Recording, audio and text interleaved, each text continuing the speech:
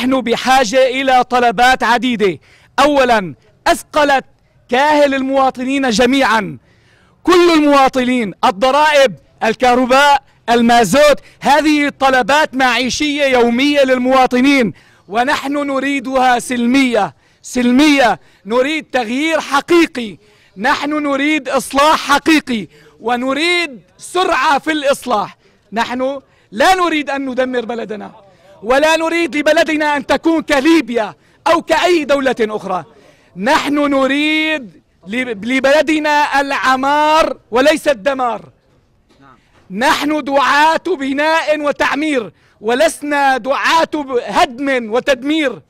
وكل رجال دوما وكل شباب دوما كلهم كانوا ملتزمين بما أعددنا له. أولا، أنا أكرر ما قاله الأستاذ نزار، أن المظاهرة كان عنوانها جمعة الياسمين، وهل أجمل من الياسمين حتى يرد عليه بالنار؟ هل أجمل من الياسمين؟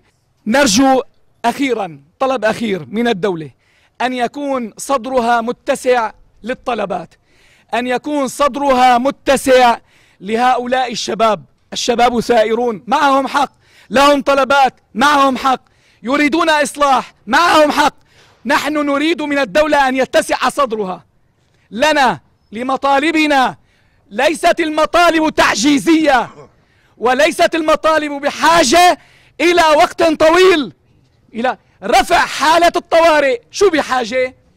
بإيش ليش بحاجة؟ لا أستاذ، الدولة شكلت لجان، والتاريخ 25 أبريل يعني نيسان هذا الشهر هو تاريخ نهائي لمسألة مناقشة قانون الطوارئ. يعني مثلا ألا يعتبر هذا كافيا؟ ثم قضية الحريات هي مرتبطة بقانون الطوارئ، صحيح ولا لا؟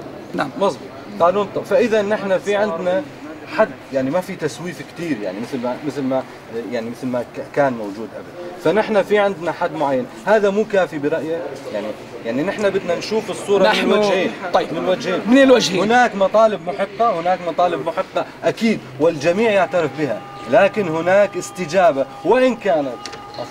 وإن كانت هذه الاستجابة، هل أليست هذه الاستجابة من الدولة كافية بالنسبة للناس لينتظروا؟ نعم، نحن شيء جميل انه يكون في لجان تشكل، لكن هاللجان هي نحن نطلب السرعة. اولا، السرعة في الانجاز. ثانيا، نطلب الحيادية في التحقيق. الحيادية يعني اذا كان الحق على رجل الامن يجب ان يحاسب، يجب من اطلق النار على الناس ان يحاسب.